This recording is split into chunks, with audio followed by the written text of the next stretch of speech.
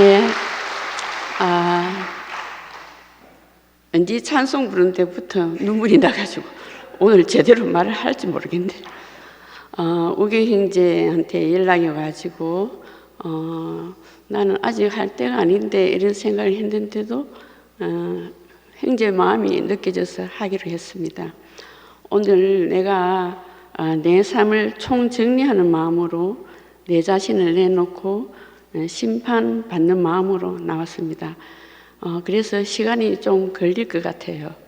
양해하시기 바랍니다. 오늘 뭐 간증 안 하셔도 됩니다.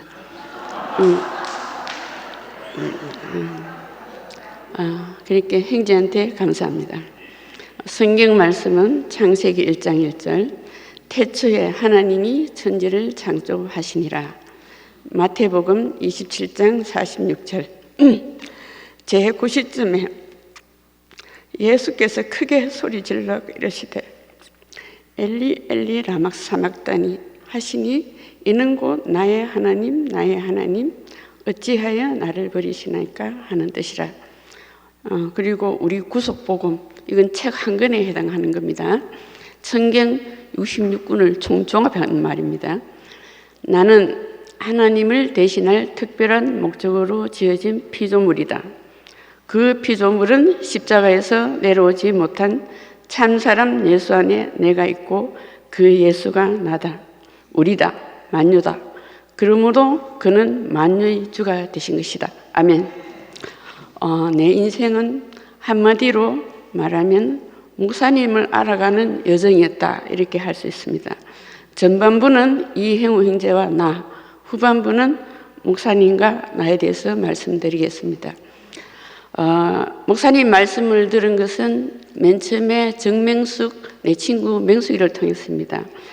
최성영 형제가 군대 갈 때 목사님이 기도한 내용입니다. 주님께서 이 사람이 좋은 환경에서 그리스도를 알게 한다면 좋은 환경을 주시고 좋지 못한 환경에서 그리스도를 알게 한다면 좋지 못한 환경을 주시기를 원합니다. 그러니까 어떤 환경이 오든지 간에 그리스도를 알기만 원한다. 이 말이 너무나 귀하게 들렸습니다. 기독교에서는 예수를 더 알려고 노력하지 않습니다. 그냥 본받으러 가는 것이지. 그래서 나는 첫 출발이 명식을 통해서 그리스도만을 알기 원한다. 그러니까 내 문제하고는 아무 상관이 없습니다. 80년도에 향란 언니가 돌아간 그 상욱 언니가 그 번을 계속 바꾸는 거예요. 그게 그 병원에서.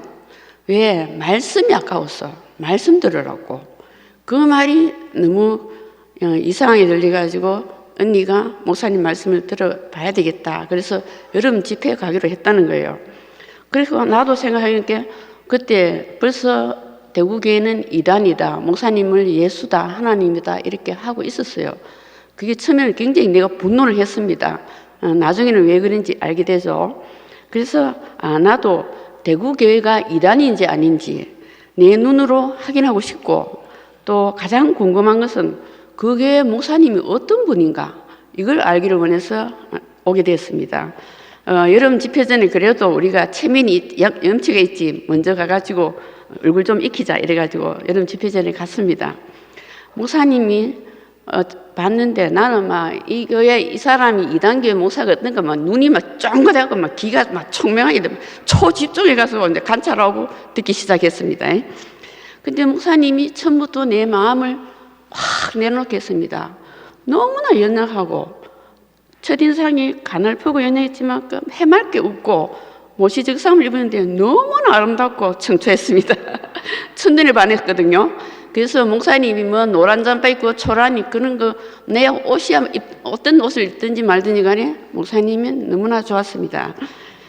그리고 이단교회는 보통 이렇게 뭐 카리스마 있고 또 우람하고 이런 사람을 생각하는데 정반대 사람 만나니까 그때 목사님 40몇 킬로니까 나도 40몇 킬로인데 둘 다 약한데 내가 한 대 치면 내가 이길 것 같은 생각이 들었어요.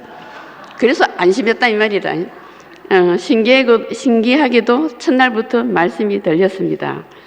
그거는 출애굽할 때 그 모세가 홍해 앞에 서가지고 그 백성들에게 이스라엘 백성인데 말하는 그 장면이었습니다. 뒤에는 애국 군대가 쫓아오고 앞에는 홍해가 있으니까 사면초하고 오도가도 못하고 죽을 판이잖아요. 인간이 할 수 있는 없는 그 상태를 말했습니다.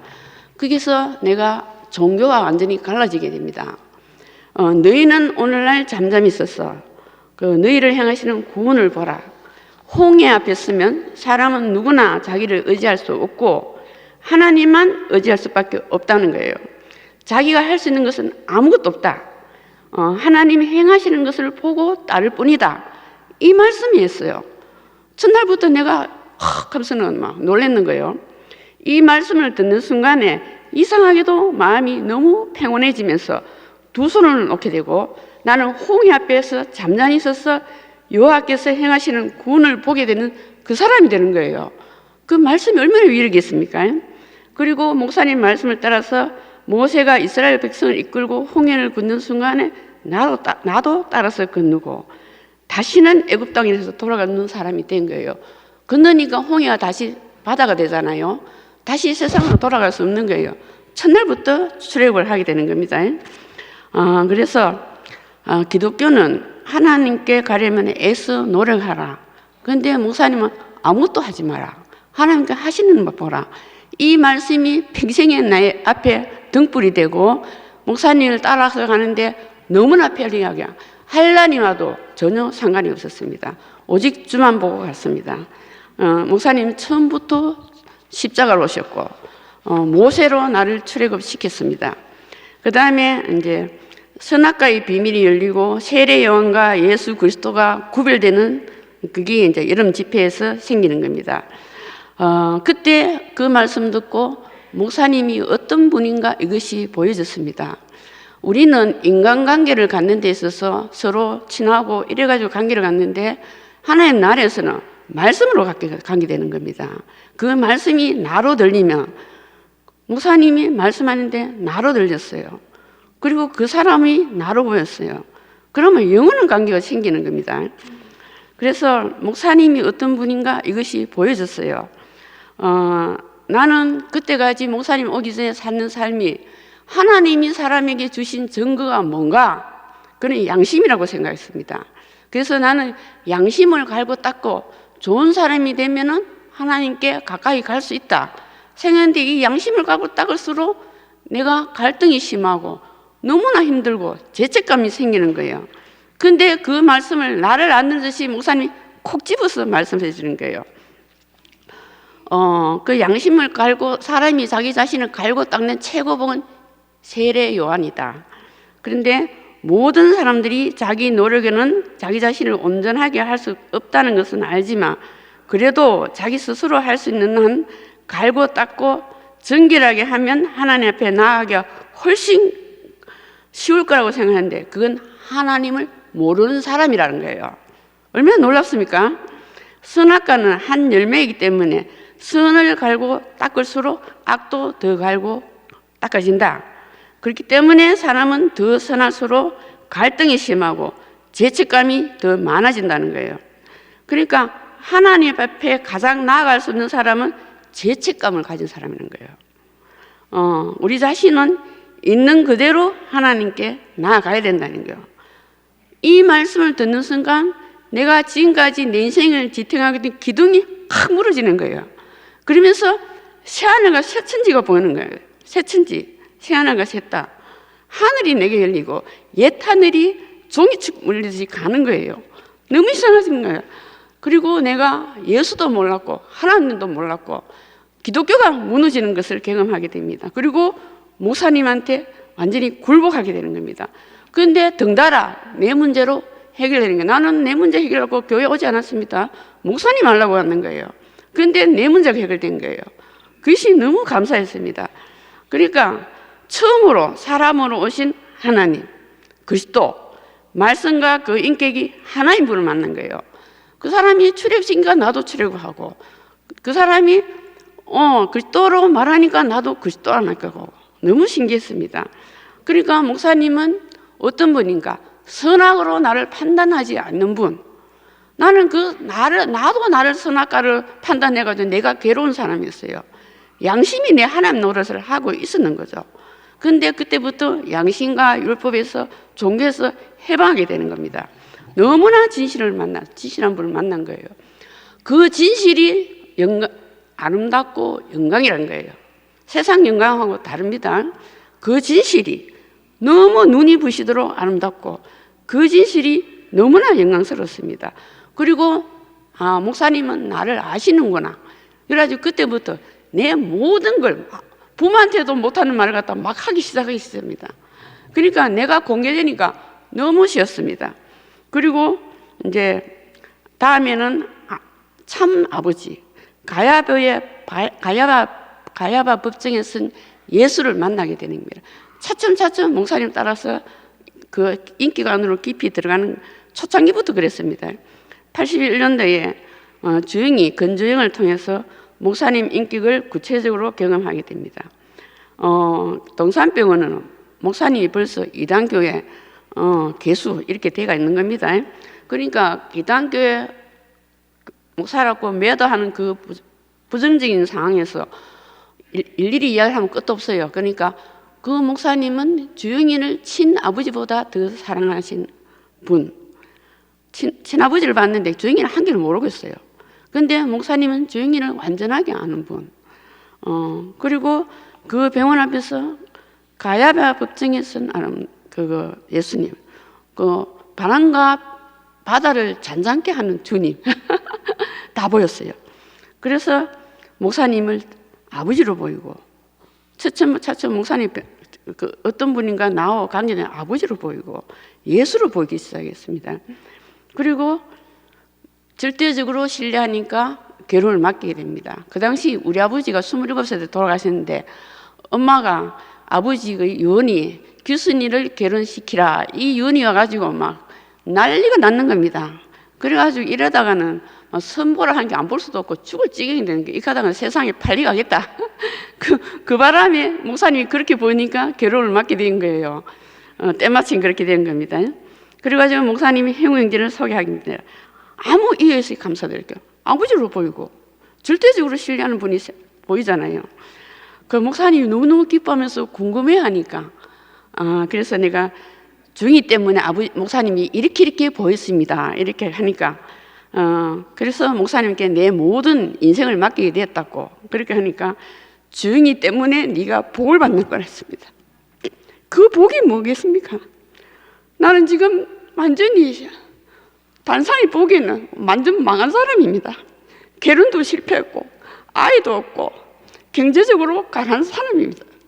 너무나 비참하고 초라한 사람이 되어 있는 겁니다. 그런데 목사님이 축복한 그 복은 원없이 누리는 사람입니다. 나는 우리 가족이 그 복을 누리기를 원합니다. 마지막 소원은 그것밖에 없어요. 어떤 사람이 내가 해운제가 나가고 오래됐으니까 사람들이 내게 물어요. 교수자매는 이혼한 상태인가 아닌가? 어떤 사람은 졸혼이냐?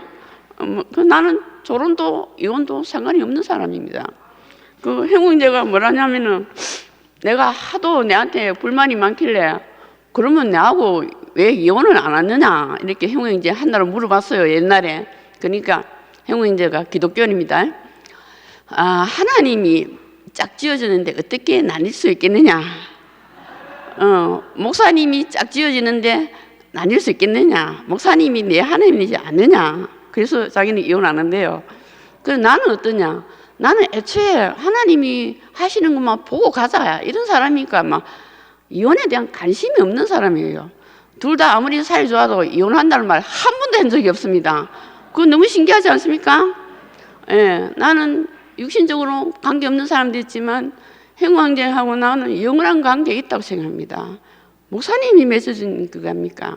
하나님이 맺어준 사람이라고 생각합니다. 헤어져도 영원하고 안 헤어져도 영원한 겁니다. 예. 그래서 그 행왕제에 대해서 또 아무것도 몰라가지고 목사님한테 물었어요. 그러니까 목사님이 그 전에 나오다가 안 나와가지고 어디 갔다 했더니 군대 갔다가 다시 나타나가지고 어느 날 나타나가지고 마치 잃어버린 아들을 찾았다고 했습니다. 그때 잘 들어야 되는 게라. 그때부터 방황하는 사람이었다. 이걸 눈치채야 되는데 몰랐는 겁니다. 그래서 행운행제는 이제 대속과 구속이 삶이 시작되는 겁니다. 행운행제는 처음에 목사님께 나와 결혼하겠다 해놓고는 내가 또 소문을 듣는지 마음에 안 들지 도망간다 해요. 안 하겠다 했다는 거예요. 근데 목사님이 행운행제하고 애시 결혼식 마치자마자 급하게 행운행제를 붙들어가지고 5시간을 말했다는 거예요. 얼마나 힘들었겠습니까? 그래가지고 승낙했다는 그래서 내가 물어봤어요. 왜 그렇게 도망갔다가 안 한다고 했다가 하느냐고 했더니까 목사님이 내가 만일 결혼 생활에서 불행하게 된다면 마음껏 목사님을 원망해도 되느냐 이렇게 물으니까 목사님이 얼마든지 마음껏 원망해도 된다는 거예요. 그러니까 자기 이제 불행한 인생이 보장은 됐는 거죠. 그래서 결혼하게 되는 겁니다. 안심하고 결혼하게 된 게. 또 내가 교회는 왜 왔냐? 그러니까 목사님 말씀이 들으니까 편안해서 왔다는 거예요. 이 2가지가 내 결혼 생활이 너무나 힘들게 했는 2가지 말입니다. 그러니까 나는 오직 목사님만 보고 가겠다. 행운행제는 불행하고 힘들면 원망하겠다. 이렇게 하니까 하나는 대속이고 나는 구속이었습니다. 대속과 구속 이렇게 차별하면 제일 쉽습니다. 자기를 위해서 살면 대속, 주님을 따라가면 구속. 그러니까 그리고 무엇이든지 목사님한테 말하고 내한테는 말 안 한 게 그때부터 생겼습니다. 심지어는 마지막에 사표 내는 것도 성윤이 언니한테 들었어요. 그러니까 내한테 이런 방법 말 안 합니다. 목사님한테 말하면 일방통행입니다. 일방통과. 그래서 결혼하고 나서 처음 1년간은 목사님이 결혼시키준 데서 너무나 감사해가지고 행운기를 열심히 정말로 감사하면서 섬겼습니다. 그러니까 1년 후에 행운제가 목사님한테 결혼시켜줘서 감사합니다. 그리고 목사님은 서울교회에서 이것을 자랑했다 해요. 그게 끝입니다. 그 다음에 관계가 자랑하자마자 관계가 악화되기 시작합니다. 그 당시 이제 영복이를 낳고 행제들하고 살게 됐는데, 그러니까 막 아침 6시부터 12시까지 내가 일을 해야 되는 겁니다. 집에서는 애들 하고 병원에 가야 되고, 밤에는 행운제 잔소리하고 영복이 자주 깨제 24시간이 비몽사몽을 이렇게 오죽했으면 내가 병원 바닥을 보면서 저 쓰러져 자고 싶다는 생각까지 했습니까? 처음으로 육신이 너무 일을 하다 지치면 육신이 죽을 수도 있다. 완전히 광야 생활을 했습니다. 그러니까 그때 유일하게 위로가 되는 말이 이스라엘 백성이 단 하루도 여호와를 부르짖지 않으면 살 수 없었다. 그게 너무 좋았어요. 그거 내 은혜가 내게 속하다. 그렇게 살았습니다. 그러니까 그 상황이 행운제가 관계가 그 상황에서 행운제한테 뭘 해줄 수가 없는 겁니다. 행운제 요구는 높아지는데 왜 잘해줬으니까 내가 처음부터 길을 잘못 들은 겁니다. 그러니까 잘해줬으니까 요구는 높아지는데 나는 더 못하는 상황에 빠진 겁니다. 그러니까 면담을 했는데 목사님이 항상 그것만 기억하는 거예요. 목사님이 내가 잘해줘가지고 행운제가 좋아하더라. 그러니까 네가 행운제를 사랑해라는 거예요. 나는 이미 사랑이 없는데 이게 완전히 죽을 찌긴 그 말이 목사님 말이 무거운 바위보다 더 무겁습니다. 그러니까 보니까 목사님은 행운제를 아들로 사랑하는데 실제입니다. 근데 나는 이 말을 지켜야 되는, 할 수 없이 지켜야 되는, 말은 맞는데 지켜야 되니까 이 율법 안에 있는 사람인 게 얼마나 고통스럽습니까? 그때 나는 목사님 말씀 듣고 안다 했는데 목사님을 전혀 모르구나. 이분을 안 하면 내가 끝이 나야 되겠구나. 십자가가 필요하구나. 그래서 내가 십자가를 소망하게 됐어요. 그때 열심히 기도한 내용이 하나님 나를 제발 끝내주세요. 제발 목사님을 알게 해주세요. 그 마음을 갖다 내가 모르겠습니다. 실제적인 십자가를 소망하게 되는 겁니다. 그 다음에 요업의 자리를 갖다가 가게 되는 겁니다. 영복이가 돌무렵에 행운형제가 집을 나간다 이런 소문이 들렸습니다. 나는 너무 놀라고 창피하고 버림받을지도 모른다 이 생각에 가슴앓이가 가슴이 아리아리 아프고 심장에 진짜로 너무 아팠습니다. 그래서 목사님이 결혼해 주긴데 나는 목사님은 안다고, 나를 안다고 결혼을 맡겼는데 처음으로 목사님이 이게 잘못 판단하는 거 아닌가, 목사님 판단이 미심쩍어졌는 거예요. 그 둘 다 형편없는 사람인데, 형우 형제도 그렇고 나도 그렇고 이 두 사람이 형편없는 사람이 뭐가 나오겠나. 그러니까 나를 받아줄 만한 형제한테 보내야 되는데 왜 이렇게 이런 형제에게 보내노? 그러니까 처음으로 목사님이 원망하게 되는 겁니다. 근데 그때까지 나는 내 인생을 구원해 줬으니까 목생을 한평생 은혜를 갚는 마음으로 살겠다 했는데 그 원망하는 마음이 드니까 막 절망이 되는 거예요. 그 절망을 내가 견딜 수가 없는 거예요. 목사님 원망하는 자체가 저주입니다.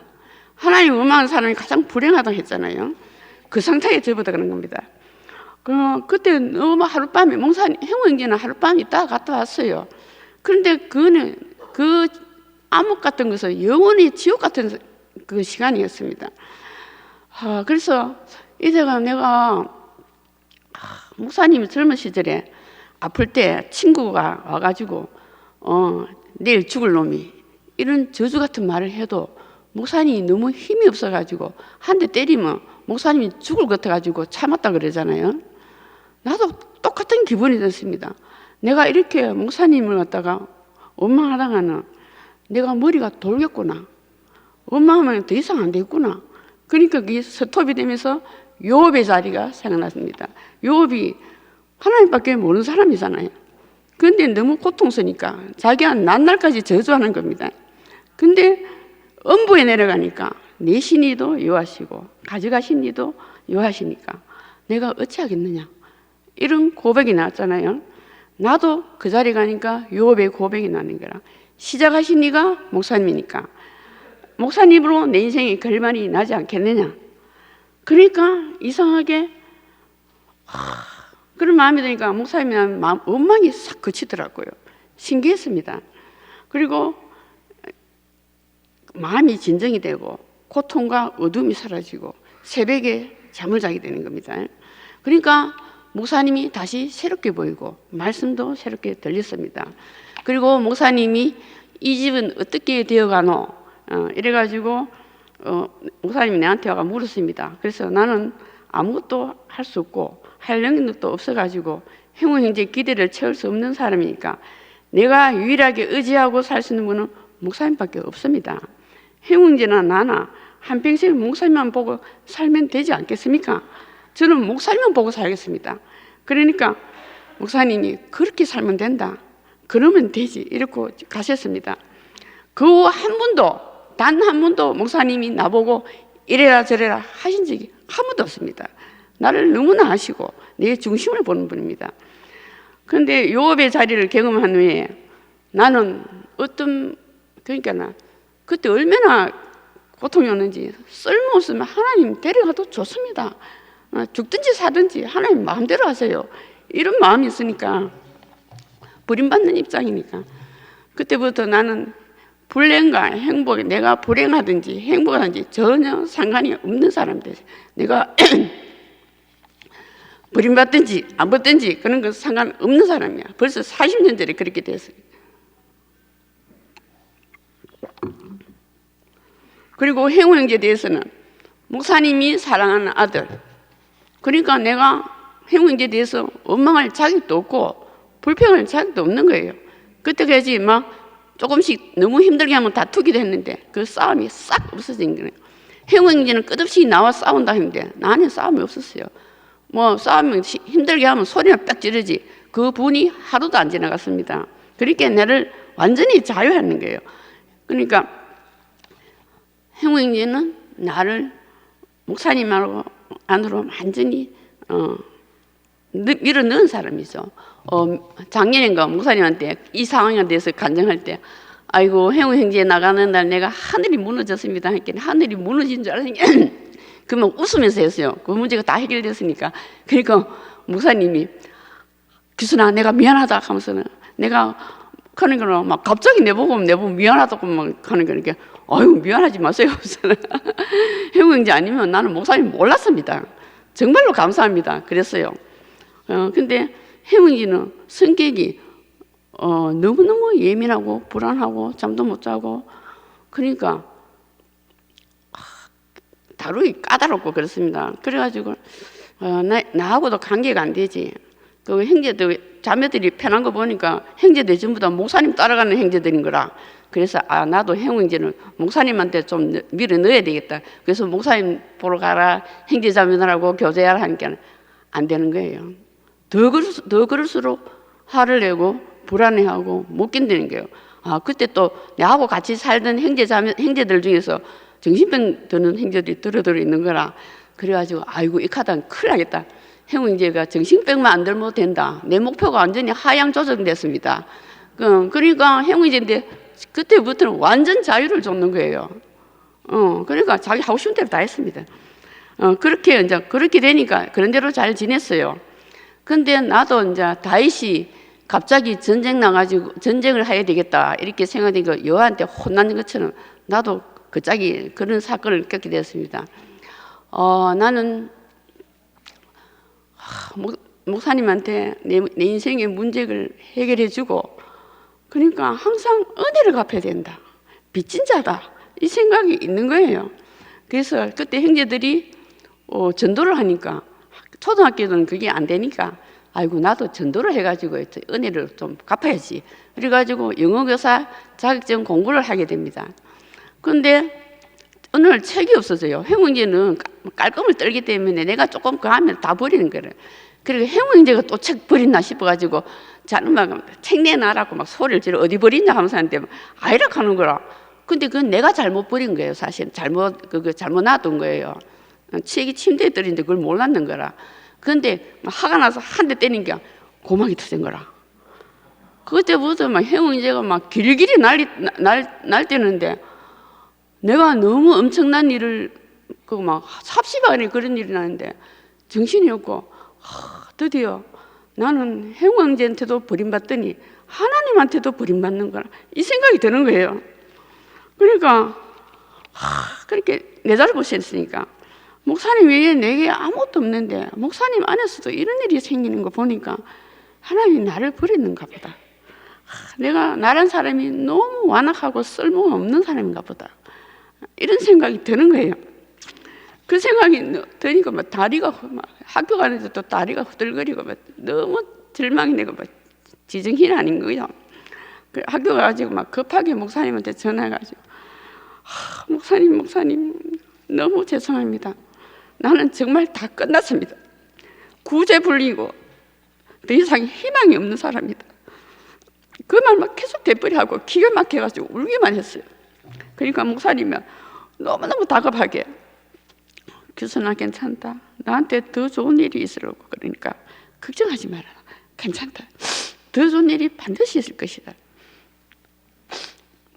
그 말씀을 되풀이하는데 목사님 듣는데 조금 마음이 진정이 됐습니다.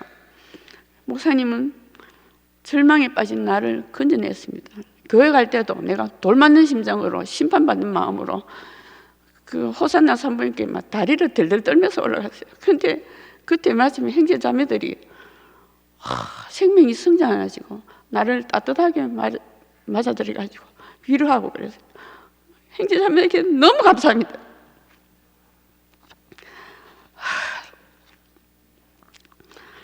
나는 내가 한 잘못에 대해서 1년 동안 대가를 철저하게 치렀습니다.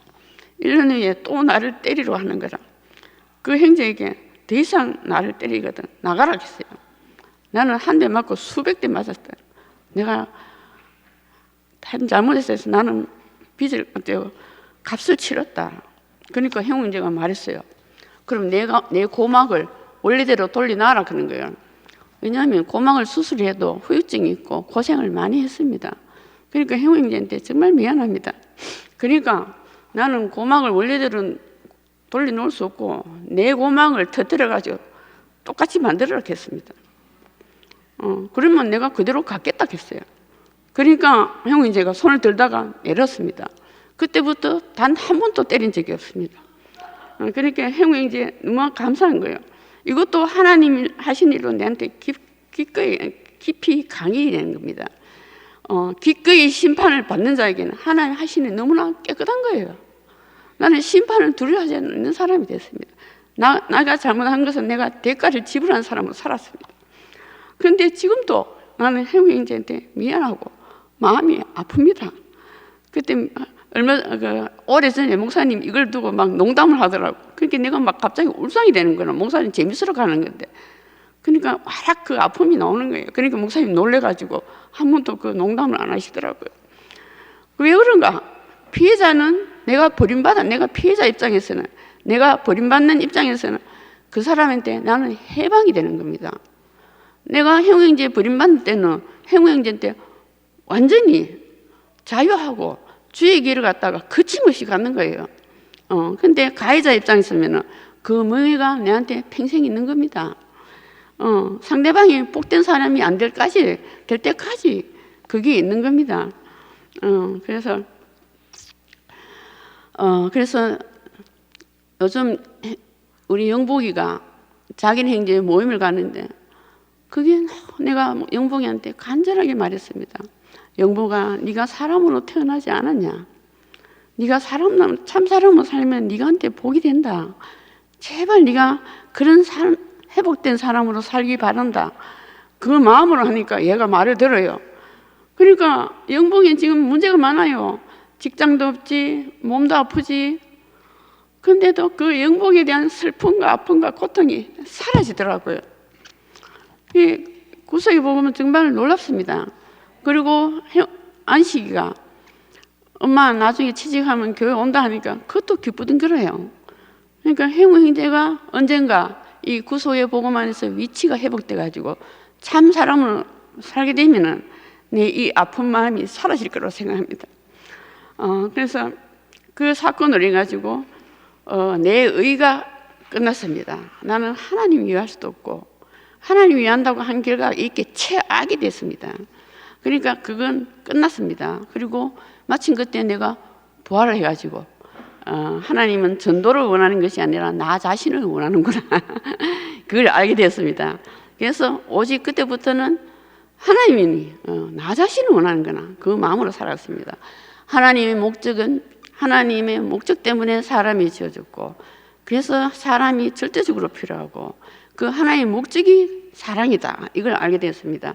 그리고 그때 하나님은 절대로 자기가 필요한 사람을 포기하지 않는 분이시구나. 예, 더 깊은 십자로 가게 됩니다. 그리고 이제 이렇게 되니까 이제 상황이 정리되니까 좀 삶이 좀 편하게 행위행제도 납작엎드려 살고 또 나는 주의 길을 가고 이러다 보니까 평화롭게 됐는데 95년대부터 내가 그렇게 하고 싶었던 간정, 목사님이 감사하다는 그 간정을 그 목사님 말씀에 대해서 화답을 하게 되었습니다. 목사님 만난 지 16년째 되는 날이었습니다. 너무나 감격스럽습니다. 그리고 98년도에는 김성희 김성희 자매 성희가 동생 되는 게 말씀을 해달라고 해서 모임을 갖게 됐습니다. 기적 같은 일이 계속 일어나게 되고 우리 집도 모임 있고 항나이 언니 집에서도 모임 세고 항나이 언니한테 감사합니다. 그때 자주 하던 간증이 뭐냐 하면은 하나님의 일은 말씀으로 창조하시는 거다. 하나님은 창조를 어떻게 하느냐? 말씀으로 창조하시잖아요. 목사님도 똑같구나. 목사님도 말씀으로 창조하시구나. 간증도 못하던 내가 16년 만에 새로운 사람이 돼가지고 세부지로 돼가지고 간증도 하고 또 모임도 하고 이거는 옛날 내가 아니다. 목사님이 말씀으로 나를 완전히 창조하셨구나. 하나님이 사람이 하나님을 대신하고 표현한다는 말이 이것이구나. 나도 그런 사람으로 조성되어 가는구나. 너무나 좋았습니다. 한편 행위행제는 자기대로 이제 살 길을 찾게 됩니다. 레이기 행제 모임도 하고 취미생활도 하고 이 사람은 기독교인이기 때문에 하나님 일을 하고 싶어하는 사람입니다. 그래서 전도를 하게 되는데 두루공원에 나가지고 전도를 하는데 두루공원 밖에는 장애자들이 많습니다. 그 장애자들을 집으로 데려오겠습니다. 그게 한 한 10년 가까이 됐어요. 그러니까 그때 별명이 우리 집이 대구교회 꽃동네. 그거 어떤 신부가 이제 자기자들 그거 했잖아요. 대구교회 꽃동네였어요. 그리고 그 다음에는 이 사람들이 다 떨어져 나가게 됩니다. 왜 떨어져 나가게 됐는가 물어보니까 하나님은 사랑이시기 때문에 여러분들을 지었다니까 이 장애자들이 하나님이 사랑이시라면 왜 눈먼 봉사로 벙어리로 지었냐. 그래서 그런 하나님이 싫다 해가지고 나갔습니다. 그러니까 이걸 목사님들 이야기 때만 막 웃으면서 말짱 도루묵이 됐네 하면서 그리고 이제 도서관 안으로 들어가서 정신질환자 한 사람을 갖다가 전도하게 됩니다. 그러니까 형제가 자기 일이 생기니까 좋은 거예요. 그리고 내가 하는 모임도 도와주고 그러니까 한 믿거나 말거나 한 20년 가까이 평화시대가 오는 겁니다. 오랫동안 편하게 지냈어요. 그 크고 작은 일이 있었지만 큰 사건이 없이 지나갑니다. 근데 이제 전도한 사람이 다 떨어져 나가게 되는 겁니다. 그 다음에 순모임이 시작되고 그러니까 할 일이 없어가지고 형제는 자기 세일을 찾았는데 목사님 빚으로 왔다 갔다 했습니다. 그 당시에.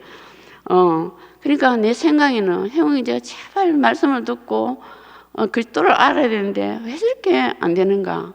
우리 여기 있는 형제자매들은 말씀 듣고 교회 오고 그리스도를 아는 거 보통 은혜가 아닙니다. 네, 보통 은혜가 아니에요.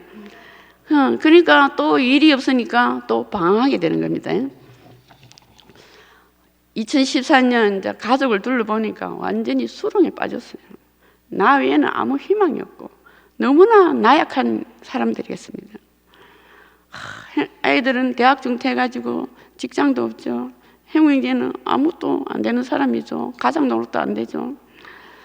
이 원인이 뭔가? 아이들이 왜 저렇게 됐나? 12살에 내가 부모를 떠나가지고 부모 사랑을 갖다가 제대로 받았지 못하니까 아이들만은 내가 정말로 부모 사랑을 해야 된다. 그 결과 내가 이렇게 강요보고 해가지고 이렇게 연약하게 됐는가 이런 생각 들고 해우 형제는 정신병만 안 걸리면 된다. 이렇게 너무 막 자기 하고 싶은 대로 해서 이렇게 됐는가. 그러니까 이 원인이 난 거라. 그러니까 내가 한 몇 달 동안 나가 있어가지고 이 사람들 정신 좀 차려야 되겠다. 이래가지고 진짜 나가고 싶었어요. 그런데 이걸 알았던지 형우 이제가 안씨를 데리고 나가겠다는 거라. 그래서 내가 놀라가지고 그래도 떨어져 사는 건 좀 곤란하지 하면서는 그래도 막 막무가내인 거라. 그래서 목사님한테 전화했더니 막 웃으면서 또 형우가 자기가 안식일을 사람답게 한번 잘 키우겠다 하니까 그렇게 해락했다 하면서 니도 그리 알아라 하더라고. 그러니까 목사님이 그렇게 말하니까 허락을 했어요. 그리고 나갔는데 얼마 못 살고 또 헤어지는 거라. 몇 달도 못 살고. 그런데 저걸 어떻게 하나 하다가 내가 하성파크로 이사 오면서 다시 가족을 모아야 되겠다 이런 생각을 해가지고 두 사람이 그거 내가 살던 그 정읍 안 팔려가지고 그거 살아라 했어요. 그러니까 둘이서 살다게 했어요. 산다고 했어요. 좋다고. 근데 보름도 안 돼가지고 둘이서 안 되는 거라. 안식이 도저히 안 되는 거예요. 그래서 나가게 됐습니다. 그것으로 내가 하던 모든 것이 끝났습니다. 하나님 손에 맡기게 되고 지금 하나님 하시기를 기다리고 있는 겁니다. 형제는 결혼할 때 순종했습니다. 이거는 큰 은혜입니다. 근데 그 순종을 자기 자신으로 살리지 못하고 자기 의로 바꿔가지고 자기 목적으로 사용했습니다. 그래서 인생을 낭비했습니다. 그 냉정한 그 판단입니다. 그리고 돈 관리도 자기대로는 다 쓰고 있는데도 제대로 못하고 지금 너무나 가난하고 정말로 불쌍합니다. 하나님 긍휼을 베푸시길 바랍니다. 2010 이제 2부로 녹음합니다. 생각보다 잘 진행되고 있어요. 그렇게 많이 안 느꼈습니다. 2016년도에 교회 건축이 되고 교회를 어떻게 활용하냐. 그래서 음악회도 열고 그래서 세상 사람들을 전도하는 방향으로 쓰자. 그래서 음악회도 열고 그림도 전시하고 다 좋은 일인데 나는 뭔가 그리끼고 세상 문화가 들어오고 교회는 정체된 것이 보이고 이러다가는 대교회도 물타기 되겠구나 이런 생각도 들었고, 근데 내 상태는 완전히 아무것도 없고 아무것도 할 수 없고 아무것도 아니고 그냥 밑바닥 그 자체였습니다. 나는 더 깊은 그리스도, 더 짙은 그리스도, 목사님 생명이 짙어져야 된다. 그리스도의 생명이 짙어져야 되는데 이 생명이 짙어지지 않고 옅어지는 교회를 보고 가슴이 탁탁했습니다. 목사님 자신도 그 말씀이 정체된 것이 보였습니다. 더 이상 십자가가 안 나오는가? 내가 또다시 우리가 또다시 몇천 년을 기다려야 되나? 그런 생각까지 들었습니다. 그러다가 2016년도에 가을 집회에서 목사님이 십자가에서 뛰어내리지 못하고 죽은 예수에 대해서 말씀했습니다. 그러니까 내가 갑자기 숨이 콱 뛰었습니다. 아, 새로운 나아갈 길이 생기는구나. 소망이 생기고, 적극적으로 표현 안 했지만 어떻게 되는 거 보자. 그러니까 마음은 구속복음을 적극적으로 수행하고 내 살 길을 받는 겁니다. 얼마나 좋았는지 모릅니다. 그런데 갑자기 더 큰일이 벌어지게 됩니다. 내가 평생 목사님을 절대적으로 신뢰하고 절대적으로 따르고 목사님도 전적으로 나를 받아주고 신뢰하고 그러니까 엄청나게 사이가 좋은 거죠. 근데 그러니까 목사님과는 절대 갈등할 일도 없을 것이고 실족할 일도 없을 것이다.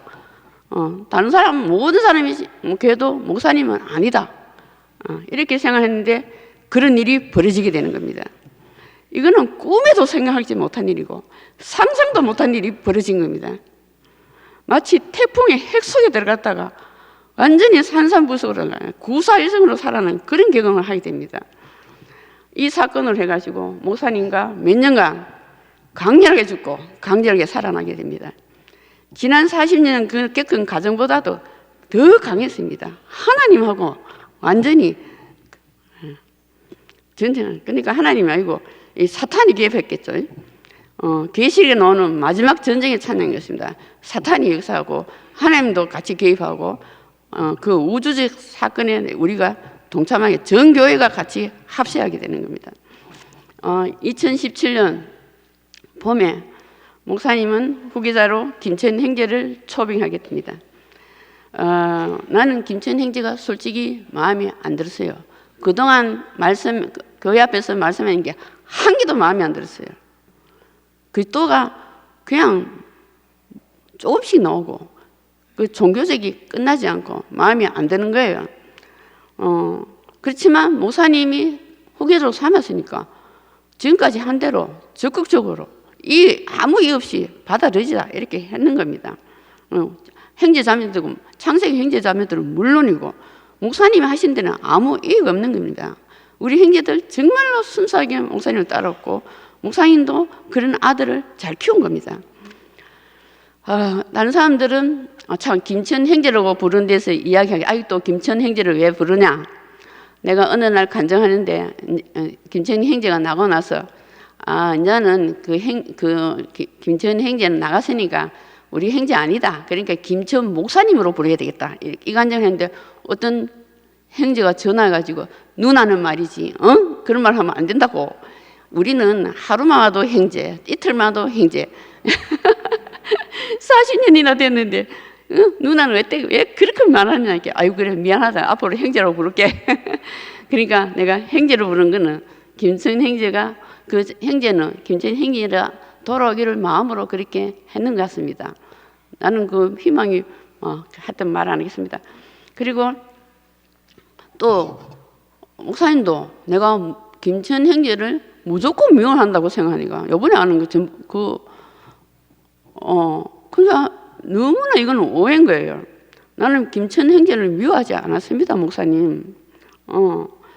내가 김천 형제를 얼마나 좋아했는데 캐나다 가실 때 헌금도 하고 내가 39페이지 되는 편지를 적었습니다. 목사님이 39페이지나 미쳤다 하면서 내고 그 편지를 내가 읽어봤습니다. 목사님한테 그거 내가 면담하기 전에 그 은혜가 그거 절절히 흐른 거예요. 항상 목사님 따르면서 현재적으로 만족한 삶이 나타난 거예요. 나는 목사님이 홍해 앞에서 모세를 봤을 때도 만족했고 요배 자리를 놨을 때 만족했고 다 만족한 거예요. 한 번도 내가 객사한다고 이렇게 생각 안 하고 만족한 겁니다. 지금도 마찬가지입니다. 그러니까 목사님이 얼마나 사람을 소중히 합니까? 사람을 어떤 행위는 말씀을 듣는데 사람을 갖다가 미워하고 무시하고 이런 걸 서슴없이 안 합니다. 그거는 목사님 말씀을 읽고 좋아하는 거는 그리스도를 아는 겁니다. 그런데 사람을 무시하고 무시하고 비난하고 이런 거는 그리스도가 희미한 겁니다. 그 목사님을 잘 아는 것도 희미한 겁니다. 내가 정말로 이거는 단언할 수 있습니다. 목사님은 사람을 소중히 합니다. 그 소중히는 목사님 마음에 들었잖아요. 내가 해온 길을 소중히 합니다. 한 번도 원망 안 합니다. 그때 일을 이후에는 어떤 경우도 내가 싸움하지 않았습니다. 그 마음이 있는 거예요. 그러니까 그 목사님도 옛날에도 복음을 전할 때 이렇게 말했습니다. 우리 복음을 왜 미련하다 하냐? 사람을 보고 당신은 사람이요 이렇게 말하니까 미련하다는 겁니다. 지금 나도 사람, 니도 사람 똑같은 말 아닙니까? 그리고 살인자도 보고 당신은 하나님이 지은 사람이요 완전한 사람이요 도둑놈보다도 완전한 사람이요. 그러니까 우리 보고 미쳤다는 거예요. 안 그렇습니까? 옛날에 이 말 듣고 내가 너무나 재밌고 웃었는데 이 복음의 핵심인 거예요. 이게 요새 완성된 겁니다. 예, 절대로 사람을 미워할 수 없는 겁니다. 그리스도를 안다면 미워하는 그 자체가 내게 저주가 되고 힘든 겁니다. 고통이에요. 사람을 미워하면 그만큼 고통스러운 게 없는 거예요. 나는 사람을 미워하지 않고 원망하지 않는 것도 평탄하게 이 길을 걸어왔는 겁니다. 너무나 좋았습니다. 하나님 목사님께 너무 감사합니다. 그런데 김천 형제가 와서 말씀하니까요. 처음부터 이건 아니다 이런 생각이 들었습니다. 왜냐? 우리 교회는 문턱이 높다. 벽이 높다. 목사님이 열린 문이잖아요. 그 열린 문부터 목사님이 모르는 거나 그런 거는 물론 십자가가 있어서 그 문이 아주 벽으로 보일 수도 있지만 근데 40년 동안 목사님은 알았잖아요. 알고 왔잖아요. 그 사람이 이런 말을 하면은 목사님 모르는 겁니다. 그리고 세상 교회가 너무 달라가 용어가 틀려가지고 바꿔야 된다는 거예요. 그 사람이 목사님은 왜 위치, 인격이란 말을 하면은 영이라 부르니까 너무 영영하는 사람이 그 지방교회 사람이 와가지고 우리 찬송가 선답고 오주 예수서 영영하는 사람이 완전히 교회만 문짝도 부사고 가잖아요. 그러니까 그 사람이 아니면 안 된다. 사람의 위치가 이탈되면 안 된다. 위치가 회복돼야 된다. 그래서 가장 좋은 말이 인격, 위치 이렇게 했는 겁니다. 그래서 저 형제는 목사님도 모르고 그냥 자기가 보는 그거로 교회 문제점이 드러나가지고 교회를 갖다가 뜯어 고치려고 하는 거나 뒤집으려고 하는 거나 이 생각이 들었습니다. 이거 말을 갖다가 계속해서 장년부가 하고 전체 집회도 하고 되풀이 하잖아요. 그래서 내가 김천 목사가 한 말을 듣고 목사님한테 이렇게 말했습니다. 그러니까 목사님은 그 말 외에는 없는데 왜 그렇게 말할까 이렇게 내 말을 갖다 수용하는 것 같았어요. 그리고 목사님이 내 말씀을 잘 듣는 것 같아 기분이 좋았어요. 근데 두 번째 말씀을 근데 그때도 목사님이 교수나 내가 알아서 할 테니까 맡기라 하는 거예요. 근데 내 말씀을 내가 하는 말을 잘 들으니까 또 갖는 거예요. 두 번째 말씀을 드리갔더만은 목사님하고 성린 언니 얼굴이 확 굳어져 있는 거예요. 그래가지고 내가 뭔가 잘못한 일을 잘못했구나 이렇게 직감을 갖게 됩니다. 내가 너무 빨리 하고 말씀을 목사님한테 말했는가 이것도 하나님이 하시는 거 봅니다. 내가 그게 보이고 그랬는가 모르겠습니다. 그러니까 목사님이 또다시 자기한테 맡기라 했습니다. 그러니까 나도 이번에는 그러겠다 이렇게 목사님이 진지하니까 그런데 일요일마다 친행제 말씀 듣는 게 너무 종교적이고 점점 갈수록 종교적 색태가 짙어가고 우리 말을 살짝 바꿔가는 것이 너무너무 듣기 힘들었습니다. 자기식으로 은연중에 교회를 만들어가고 있더라고요. 그러다가 이번에는 목사님이 또 문제가 되는 거예요. 이제 서울교회, 전주교회, 그 내 간정입니다. 내 간정이니까 들어주시기 바랍니다. 한수희 오빠나 효영 형제나, 그러니까 교회를 맡아갔는데 그 교회 형제 자매들이, 밖에서 온 형제들이 전도를 호칭 부르기가 곤란하다 이거라. 형제를 하는 게 너무 미안하고, 그러니까 목사님으로 부르면 어떻겠나. 그러니까 목사님이 그렇게 하락하는 거예요. 그러니까 이 목사 호칭이 들어가면 제도가 열리는 길이 열리는 거예요. 제도가 되는 길이 열리는 거예요. 그러니까 이거는 더 충격인 거예요. 솔직히 말해서 나는 이게 더 충격이었어요. 그러니까 목사님이 막 진짜로 정말로 눈먼 이사까지 보이는 거예요. 진행제 데리고 오는 것도 눈이 멀어 보이는데 이거는 더 눈이 멀어 하는 게 왜 이런가. 근데 눈먼 이사면서 또 하는 것도 야곱같이 해요.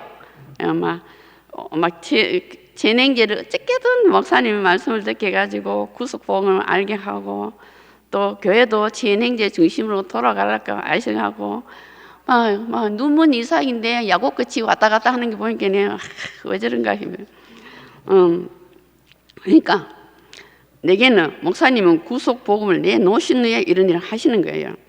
왜 그런가? 진행제를 데리고는 거는 교회가 이단이라는 말을 듣지 않게 하려고 우리 복음을 40년간 들었지만은 김천 형제가 아주 적격자다 이렇게 불렀는 거죠.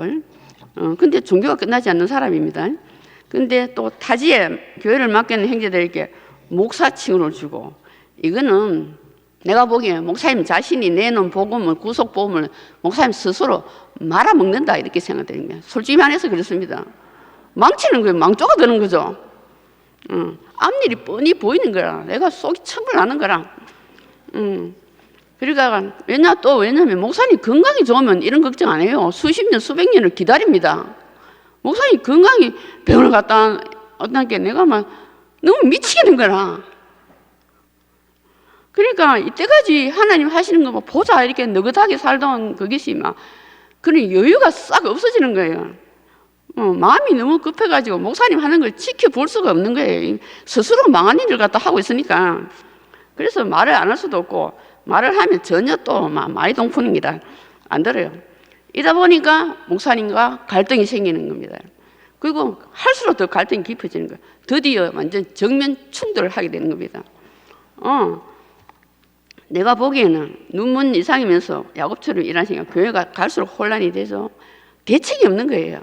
그래서 한날은 목사님한테 나는 도대체 뭐가 뭔지 모르겠다. 왜 이런지 모르겠다 하니까 목사님 이래 보더만은 그래도 너는 나를 안다 이렇게 말하는 거예요. 나를 안다면서 왜 내 말은 씨다 먹히는가. 그래서 아이고 안 되겠다. 목사님 목사님대로 자기를 하고 나는 나대로 숨 쉴 수 있는 내 속에 갈등을 없앨 수 있는 그 길을 찾기 시작한 겁니다. 그래서 처음에 작은 것부터 고치려고 내가 시작하게 됩니다. 내간적입니다. 나는 목사님 하면은 그 호칭 속에 내 인생 전부가 들어 있습니다. 하나님 하면은 이삭의 하나님 하면은 그 안에 이삭의 하나님의 모든 것이 있는 것처럼, 목사님 하면은 그 속에 내 모든 것이 들어 있고, 목사님은 하나님이고 예수고 아버지고 친구고 모든 것이 다 되는 거예요. 그러면 그 목사님 가면 그 사랑이 내가 내 마음이 봄불같이 나가는 거예요. 얼마나 행복한지 모르는 거예요. 내가 옛날에 목사님 가면서 울은 사람이에요. 지금도 목사님 가면 울잖아요. 근데 그 고통이 저절로 되고 정말 행복한 거예요. 그런데 김천 목사님 가면은 아무 없고 마음이 싸늘해지고 제도적 목사 이것밖에 없는 거예요. 근데 그러니까 목사님이라 하면은 내가 거짓말하는 사람이 되는 거예요. 위선이 되고 거부감이 생기고 내 자신이 징그럽게 느껴지고. 그러니까 목사님하고 부를 수 있겠습니까? 나는 정확하게 가는 사람이에요. 진실이 좋은 거예요. 그래서 근데 친행적하면 그래도 우리 형제 생각하면 마음이 기분이 좋은 거예요. 마음이 흘러가요. 그러니까 목사님은 이러면 도저히 못하고 이제 형제를 불러야 되겠다. 그래서 호칭 문제부터 이제 허락받기로 이제 목사님한테 갔습니다. 이거는 마치 아브라함이 하나님이 소돔을 멸하겠다 하니까 그 롯을 구하기 위해서 아브라함이 하나님과 담판한 것 같아서 아브라함이 소돔에서 몇 명 구원하겠습니까? 이래저래 이렇게 하는 것처럼 이렇게 허락받는 것처럼 그래서 나도 살기 위해서 목사님한테 갔습니다. 김천 형제가 제도적인 목사님이지 않습니까? 그냥 맞다. 근데 목사님 부르면은 마음이 저절로 흐르고 막힘이 없는데 김천 형제 목사님 하면은 마음이 아예 막히고 난과 똑같고 그런 생각이 드니까 그래도 형제로 부르면 마음이 흘러간다. 만일 목사님이 김천 형제에게 목사라고 부르면 내가 그 뜻은 따르겠습니다. 그 대신 김천 형제에게 내가 평생 말을 안 할 거라고. 얼마나 단호합니까? 그랬더니 내가 목사님이 그러면 형제라고 불러라. 더 이상 내가 보고 목사님 불러서 아니야. 그리고 허락을 얻었습니다. 목사님한테 허락뿐만 아니고 교회에서도 이걸 허락을 받아야 되는 거예요. 그래서 교회에서 이거에 대해서 말하니까 난리가 나는 겁니다. 온갖 비난을 다 받는 거예요. 그런데 나는 비난받는 것에서는 좀 익숙한 사람입니다. 행운이지 때문에 나를 오해한 사람이 얼마나 비난하고 나를 가르치고 그랬습니까? 정죄하고. 그건 내가 다 받은 사람입니다. 이번에도 내가 내 살기 위해서 그랬으니까 그 모든 비난이 합당하다. 이래가지고 내가 비난을 다 받았습니다. 그 다음에 이제 행운 또 더 시작합니다. 형제들한테 목사침을 붙인 데 쓴다. 일일이 또 이야기합니다. 그러니까 내가 이래가지고 못 살겠다. 내가 살 수 있는 대책을 내놔라. 그리고 목사님이 말씀을 좀 더 하시든지 형제들한테 말씀 좀 해달라. 나 좀 살려달라. 더 이상 이래가 못 살겠다. 그러니까 이제 목사님이 어찌할 수 없이 나한테 이제 자기 이야기를 하기 시작해서 그 우리가 늘 듣던 거 힘없이 힘이 쫙 빠져가지고 내 앞에 힘이 쫙 빠져가지고 노아드부터 시작된 주의 길을 갖다가 이제 자신을 내놓기 시작합니다. 그러니까 나도 목사님 그리스도 내놔면 나도 맥없이 무너집니다. 또 딱 그래요. 정확하게 그렇습니다. 그래서 목사님부터 나는 또 힘이 빠지는 겁니다. 목사님이 늘 자신을 내면 나는 꼼짝도 못하는 사람이에요. 그러니까 나 같은 사람은 목사님의 미독도 안 통하고 사랑도 안 통하고 설득도 안 통하고 압박도 안 통하고 아무것도 안 통하는 사람입니다. 목사님 말을 많이 압박했습니다. 그거 안 통했어요. 오직 그리스도의 생명, 그리스도 그것만 원하는 사람이에요. 그것만. 그러니까 그 20년 전에 편지 썼는데 나는 인간적인 것을 목사님한테 요구한 적이 없다고. 내가 이번에 편지를 봤어요. 단 한 번도 없어요. 인간의 한계를 알기 때문에 그랬습니다. 그런데 성경에도 유다가 다말을 못 이깁니다. 안 그렇습니까? 그 사느냐 죽느냐 되는 그 며느리 앞에 유다도 꼼짝없이 당했잖아요. 내가 다말같이 사느냐 죽느냐 하니까 목사님 꼼짝 못했습니다. 그러니까 자기가 아들을 내놓고 생명을 내놓으니까 다시 나는 내가 꼼짝 못하고 마리아로 돌아갑니다. 비천한 계집종이니 주의 뜻대로 하려래.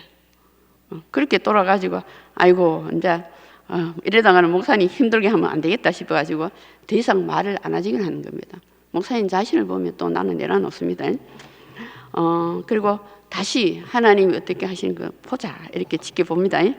지켜보니까 목사님이 하신 일은 하나도 되는 게 없고 하나님 하시는 게 보이는 게 그러니까 이상하게 안심하고 기분이 좋았습니다. 그리고 빨리 하나님 일이 이루어지기를 소망하게 됩니다.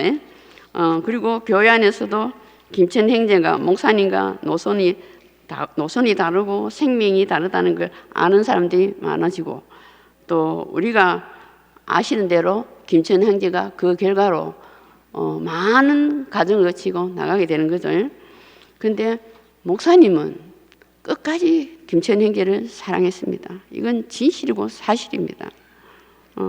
사람은 얼마나 가슴 아팠겠어요. 목사님 그 마음이 헤아려집니다. 너무나 사랑했어요.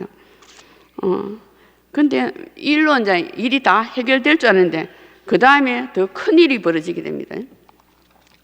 3쪽 남았습니다. 교회에서 나간 형제들이 목사님 풍수를 두드리고 목사님을 내려놓으려고 온갖 비난을 하게 됩니다. 실제적으로 정말로 목사님의 막 가혹할 정도의 고난이 시작되었습니다. 나도 목사님 처음 풍수를 들 때 다리가 후들거릴 정도로 충격을 받았습니다. 그렇지만 곧 큰 문제가 되지 않았습니다. 목사님 여전히 내 목사님이었습니다. 그리고 반대편이 공격이 계속되니까 어쩔 수 없이 목사님은 2024년 4월에 퇴임하게 되는 겁니다. 그리고 교회는 평신도 교회가 되었습니다. 나는 그걸 보고 너무나 놀랐습니다. 김천 형제가 나가는 것은 예상했는데 목사님이 나가는 것은 예상 밖이었습니다. 너무 놀랐습니다. 그 원인이 뭔가? 나 때문이라는 생각이 들었습니다. 내가 너무 김천 형제한테 일찍 말했기 때문에 그 여파가 목사님이 이렇게 되셨다 이런 생각이 되니까 너무 죄송하고 괴로웠습니다. 나 때문에 김천 형제도 나가고 목사님도 나가게 되구나. 정말입니다. 그런데 어느 날 나에 대해서 말씀하신 목사님 파일을 받게 됐는데 그 내용이 너무나 충격적이었습니다. 내가 듣기에는 90% 이상이 오해였습니다. 그 지난 동안 목사님이 나하고 부딪히면서 그 오해가 쌓이고 이런 것 같은 거예요. 그리고 옛날 들은 말도 있었겠죠. 나는 그 파일을 듣는 순간 내가 목사님께 완전히 버림받았고 내 인생이 끝났다 이런 생각이 들었습니다. 그게 목사님 퇴임하기 일주일 전에 일했습니다. 그때 목사님 상황이 상상도 못할 정도로 힘들었을 거로 여겨집니다. 그래서 그렇게 심한 말을 내한테 했나 이런 생각까지 들었습니다. 행우 형제가 나갈 때는 내가 갈 데가 있었어요. 목사님 계셨어요. 그런데 목사님 말씀 듣고 보니까 내가 갈 데가 목사님밖에 없는데 갈 데가 없어진 거예요. 비참한 절망밖에 없었습니다. 내 평생 오직 한 마음으로 내가 눈길 한번 돌린 적이 없어요. 오직 주만, 목사님만 이렇게 사는 사람인 거예요. 그러니까 목사님이 2020년 2년에도 그런 말이에요. 교수님은 한 마음밖에 하는 거 하나밖에 모른다. 그 때문에 좀 걱정이 되기도 하고 말썽이 되기도 한다. 그때 그렇게 말했어요. 내 평생 오직 한 마음으로 이분을 따라오고 이분밖에 몰랐는데 나를 이렇게 오해하고 이런 말을 하니 뭐 어찌 보면 배신감까지 들은 거예요. 어찌할 바를 몰랐는 거예요. 어찌할 바를. 잠을 잘 수도 없고 이러다가 요업의 자리는 아무것도 아닌 거예요. 내가 이렇게 미칠 수도 있다. 십자가에서 매달리는 그 자체가 됐습니다. 한밤중에 일어나지고 그 소리로 외쳤습니다. 감당을 쓰니까 막 예침이 나왔는 거예요. 하나님 날 좀 살려주세요. 어찌하면 좋겠습니까? 나는 내 주님을 잃어버렸습니다. 내가 갈 데가 없습니까? 어쩌면 좋습니까? 그런데 그때 목사님이 말씀하는 게 생각나는 거예요. 예수님이 십자가 달려서 마지막에 하나님 어찌하여 나를 버리십니까? 목사님 이전에 바로 이 말이 먼저 생각나세요. 예수님이 생각나세요. 내 말이 꼭 그와 마찬가지예요. 하나님 어찌하여 나를 버리십니까? 그러니까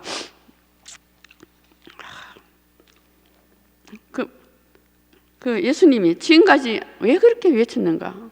지금까지 알던 하나님을 살리고 모르는 하나님, 자기가 이해할 수 없는 하나님 나타나니까 너무나 답답해서 그렇게 말했다는 게 알아졌습니다. 너무나 답답하니까 이리 말해놓은 게 내가 모르는 목사님이 나타난 거예요. 지금까지 알던 목사님이 완전히 사라진 거예요.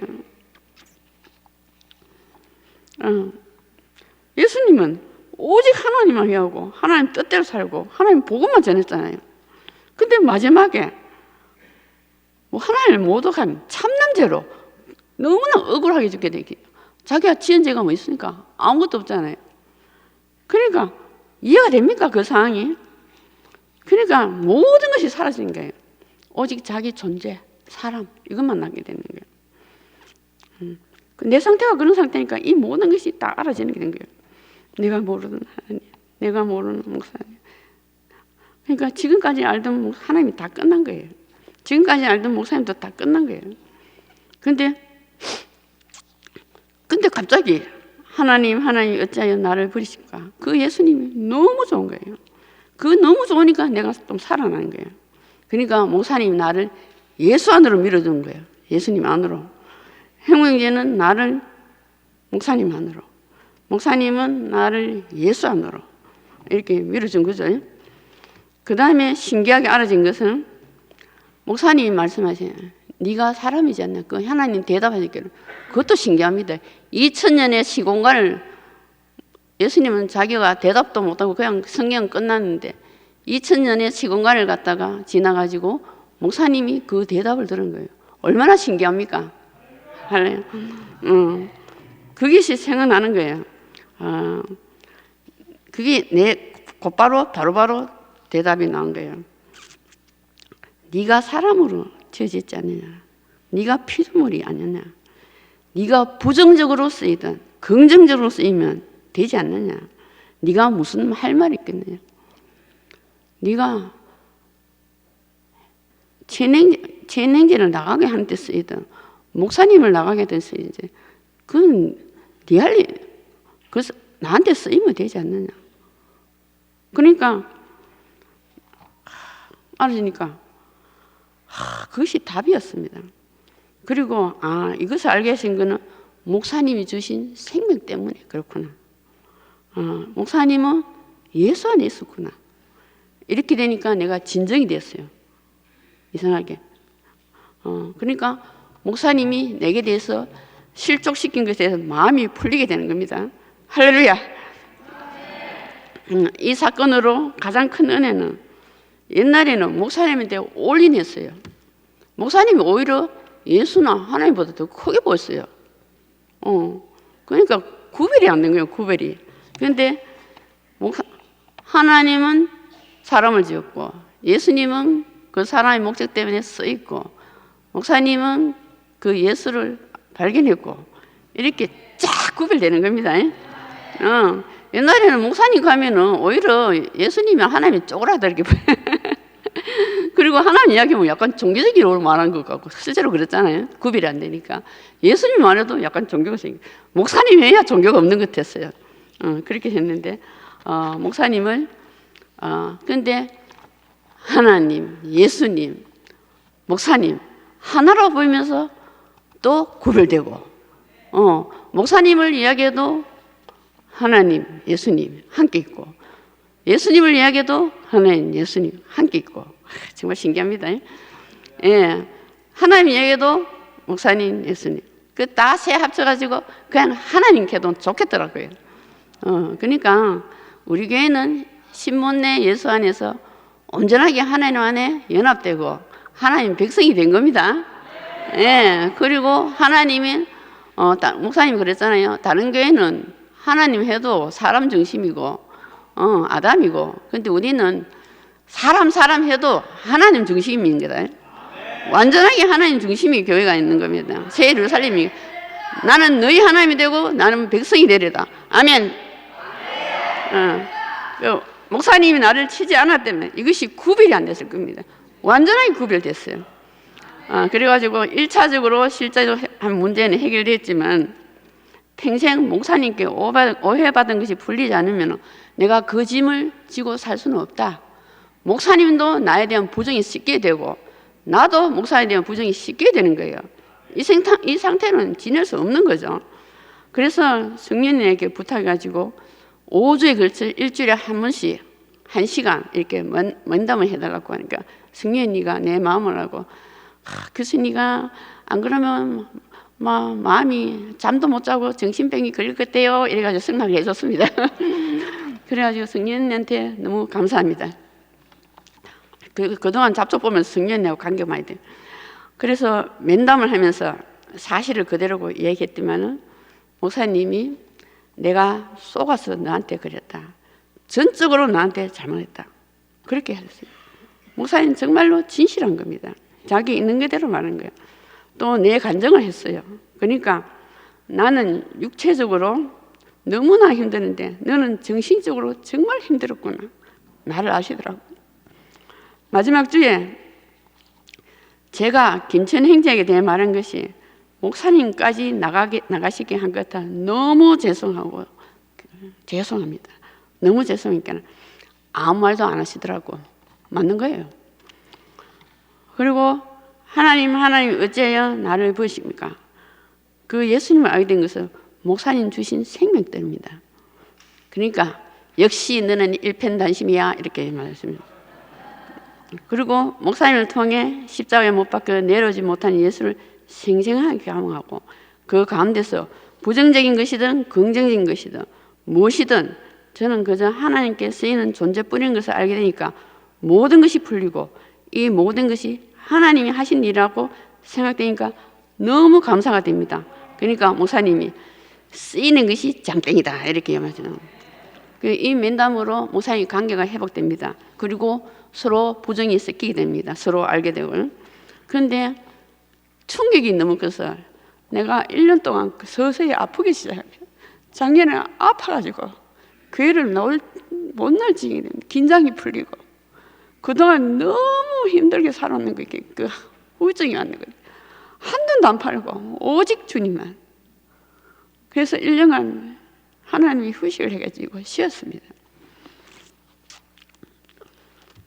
구속의 복음은 정말 대단합니다. 그 구속의 복음이 오니까 목사님도 완전히 끝났습니다. 목사님한테 있던 기독교의 종교적인 잔재, 기독교하고 이단을 갖다가 듣지 않겠다.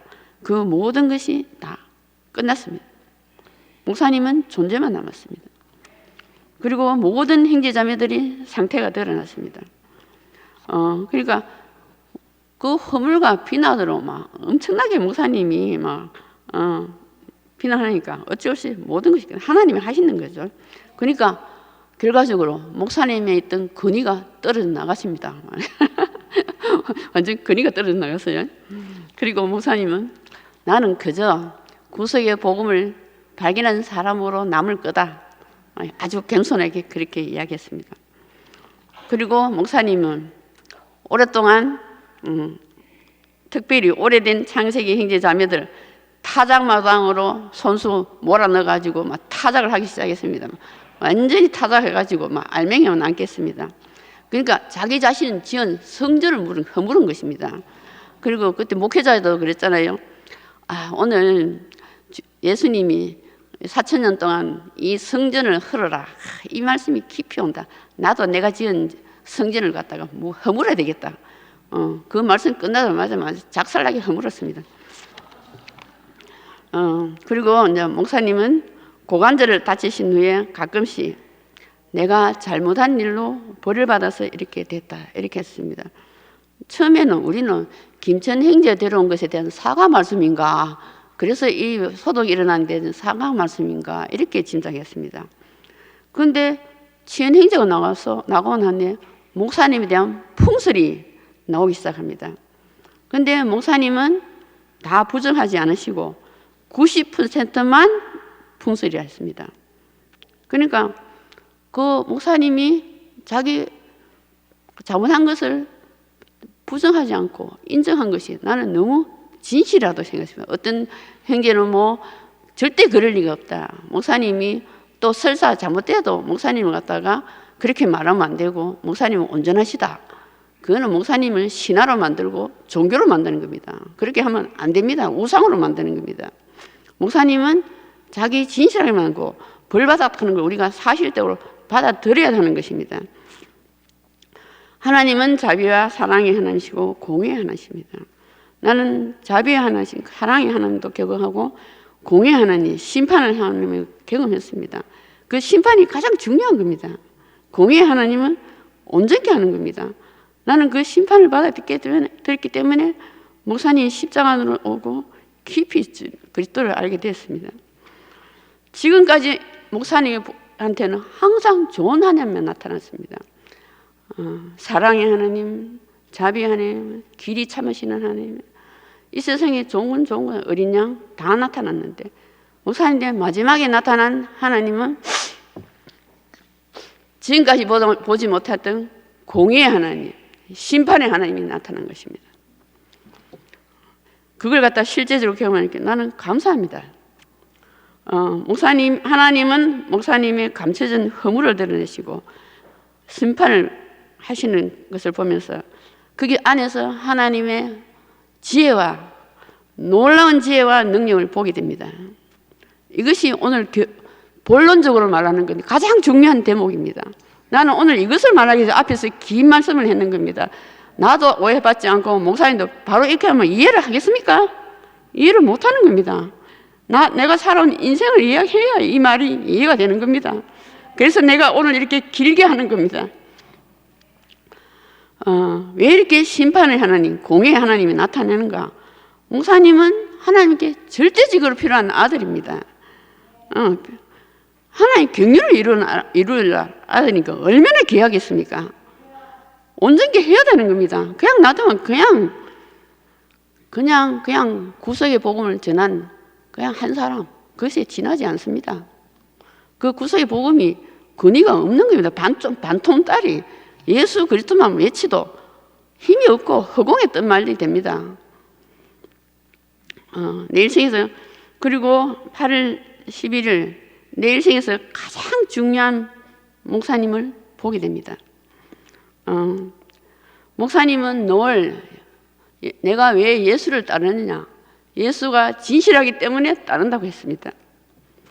그날 목사님 안에서 나타난 것은 예수의 진실이 온전하게 나타납니다. 너무나 감격했습니다.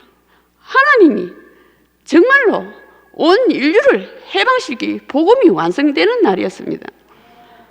정말 감사합니다.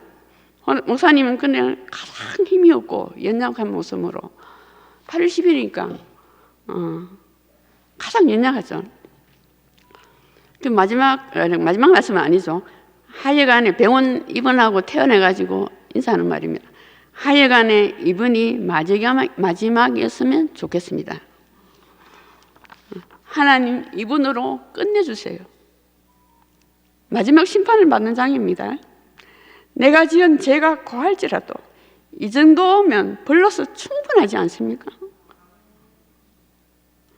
나는 내가 잘못한 일을 통해서 벌을 받고 있다고 생각합니다. 더 이상을 요구한다면 나보고 죽으란 얘기인데 내가 죽어봐야 아무것도 안 놉니다. 내가 지금 여기서 죽어봐야 아무것도 안 일어납니다. 그 말씀이었습니다. 나는 여기서 행위제가 나는 더 이상 심판을 내가 당신한테 대가를 다 치렀다. 벌을 다 받았다. 행위제가 딱 손을 드는 걸 봤습니다. 하나님 심판이 완결되는 겁니다. 충분히 벌을 받았습니다. 더 이상 벌을 받으면 죽음밖에 없습니다. 나는 행위제 한 대 맞고 수백 대 맞았지. 목사님은 수만 배. 하나님 모든 심판을 다 받은 겁니다. 총동원했어요.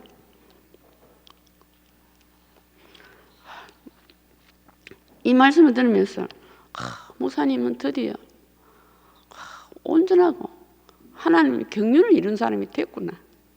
그리고 죽음을 예감했습니다. 그리고 목사님은 그 자체가 십자가에서 내려오지 못한 그 사람 자체고 완전한 피조물을 했습니다. 그 말이 연약해도 이 세상에 제일 큰 말이고 목사님 인생 중에서 가장 하이라이트 장면입니다. 나는 이 말씀을 온전히 깊이 깊게 보여주게 한 하나님께 감사합니다. 다윗이 영원한 왕으로 남은 이유는 뭔가? 다윗이 왕으로 남은 게 아니고 그가 진실하기 때문에 성경에 남은 것입니다. 그 사람은 엄청난 죄를 지었습니다. 그렇게 큰 죄를 저지르고도 회개하지 않고 그냥 왕의 권력으로 자기 죄를 가지고 얼렁뚱땅 넘어갔다. 그러면 그 사람은 비열한 인간이고 야비하고 별 볼일 없는 사람이고 이름도 없는 왕으로 그냥 죽었다는 거예요. 근데 하나님은 다윗을 사랑해가지고 하나님은 다윗의 허물을 갖다가 드러내시고 심판했고 다윗은 하나님 앞에 납작업대로 나단 성지자라고 왔었잖아요. 그 나단 성지한테 잘못했다고 꿇어 엎드려가지고 회개하는 겁니다. 그때부터 다윗은 하나님께 완전 회복되고 영원한 왕이 되는 거예요. 심판을 받았기 때문에, 진실하기 때문에 영원한 왕이 된 겁니다. 하나님은 목사님에게도 똑같이 했습니다. 목사님은 하나님 앞에 허물을 가르칠 수 없습니다. 하나님이 하시는 겁니다. 다윗에게 하신 것처럼 목사님이 허물을 드러내고 심판하셨습니다. 목사님은 마지막 죽음 직전까지 하나님이 주신 잔을 받고 자기가 잘못한 것에 대해서 철저하게 대가를 지불했습니다. 내가 처음 만났던 진실한 목사님이 더 완전하고 영원한 왕의 모습으로 나타난 것입니다. 예. 그러니까 그 왕의 모습을 보니까 다시 아무것도 없고 초라하게 있던 그 목사님의 절대 근위가 내한테 다시 살아나 있습니다. 할렐루야. 눈먼 이삭을 통해서 야곱을 축복하신 하나님.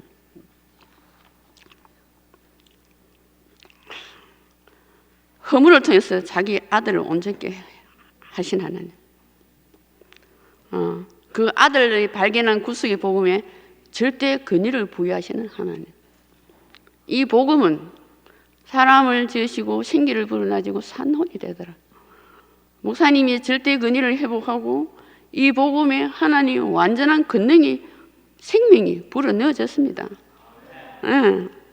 그러니까 이 복음은 정말로 온전한 복음이 되고 생명이 온전한 복음입니다. 이 복음이 내용 있는 게 아닙니다. 하나님 자체입니다. 이 말씀을 들으면 사람이 그대로 회복이 되는 겁니다. 그리고 8월 20일 됐는데, 그리고 나서 목사님이 그 다음에는 다시는 내가 벌을 받는다 이 말을 안 했습니다. 심판받는 건 사람은 압니다. 나도 아니까 형님한테 그만두라 했잖아요. 목사님도 더 이상 받을 심판이 다 값을 지불했는 겁니다. 그리고 하나님 안에서 자유하게 됐는 겁니다. 내가 할 말이 있어서 힘든 데도 나왔다. 너무나 편안하면서 하나님 내 인생을 이렇게 축복해 주셔서 감사합니다. 그게 마지막 말씀입니다. 공식적으로. 내가 이것을 마지막에 가족들 앞에서, 교회 앞에서 이 은혜를 전하고 죽게 해 주십시오. 그래서 교회 앞에 나와서 말씀한 겁니다. 얼마나 그 인생이 온전합니까? 나도 이렇게 죽고 싶습니다. 나는 이렇게 죽을 것입니다.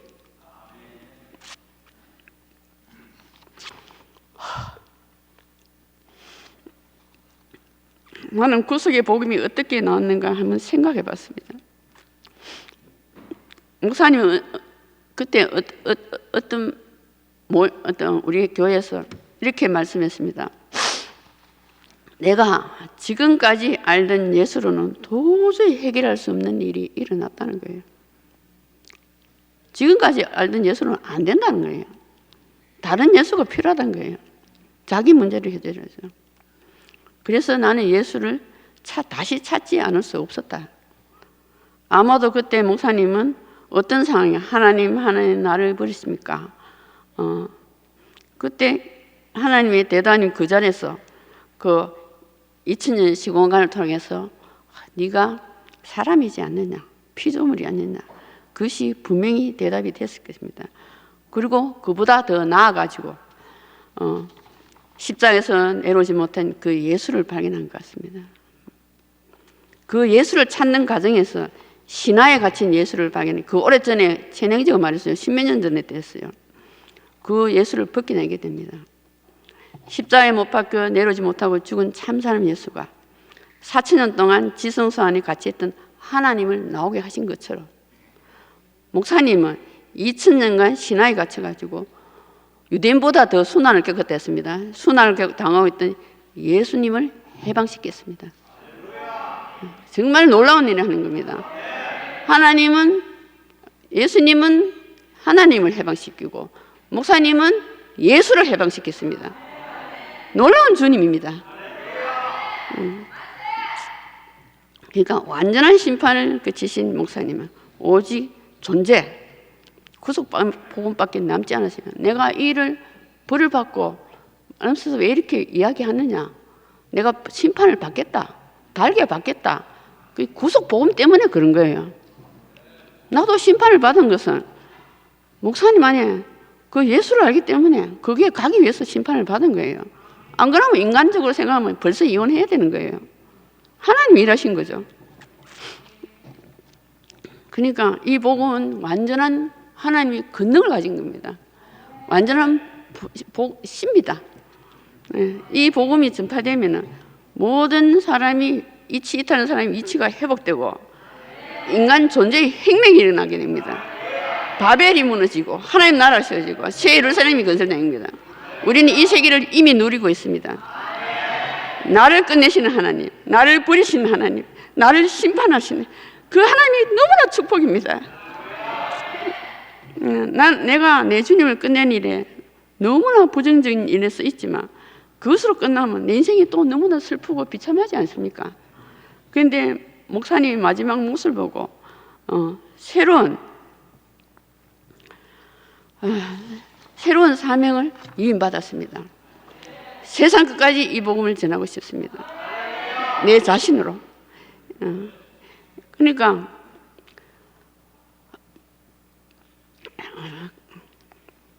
그 자리에는 언제나 하나님, 예수님, 목사님 함께 하나로 나타나고 그리고 복음을 선포하는 우리 형제자매들이 함께 나타날 것입니다.